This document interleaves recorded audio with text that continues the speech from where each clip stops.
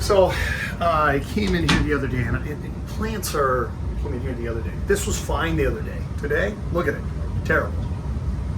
I really struggle because you've got an air handler back here in this room, understanding the interplay between moisture levels in soil and my watering levels. So everybody says, oh my God, you're watering this thing to death. There's no way that this guy woke up this dry because I'm watering it to death. This thing, I feel like this thing's sucking all the water out of the soil on top of, look at that, on top of that fan running constantly. So I killed the fan. Let's get the humidity levels up.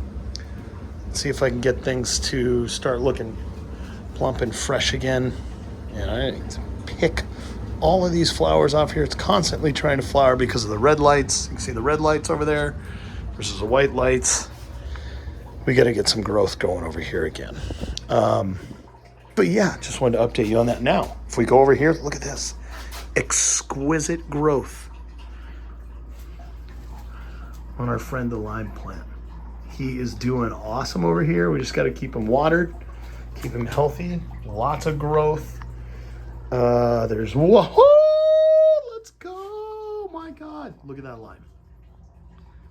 That is coming. Look at that. There's the size of my hand. That lime is coming. I finally got a lime to fruit on this tree, and there's a couple. This thing, I needed to stop, chill out for a little bit, but it is coming. So anyway, pepper plant, lots of peppers on it. It's struggling a little bit. Raspberry plant down there, struggling a little bit too.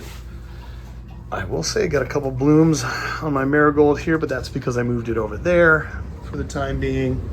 This stupid spider plant is going bananas. Put my hand in here for size reference. So if you want spider plant babies, let me know.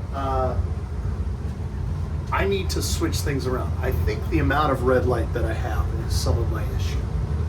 Now the pro is I've got a lot of fruit on my tomato plant. I have way too much fruit on my pepper plant.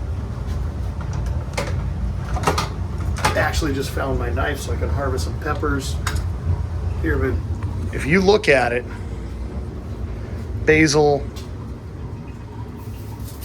I forget, not thyme, cilantro's over there, pepper, radish, not radish, raspberry, and really you just want to get it going. But I really think because this guy is growing so prodigiously that he is pulling moisture out of the ground faster than I can put it back into the ground. But I keep trimming, I keep cutting things back, and this thing just keeps growing. If you look up here, look at the amount of blooms. All that yellow up there. All of that yellow up there. Bloom, bloom, bloom, bloom, bloom, bloom, bloom, bloom, bloom. Look at that. See all those blooms? So I could have a prodigious number of cherry tomatoes. And look at those. Those are deep red. A couple back in here. Another one just turned red. I just keep knocking things off. I mean, look at the amount of peppers that are back in here. I could dry those. I got green tomatoes for days back in here, and I just need to go through and prune everything.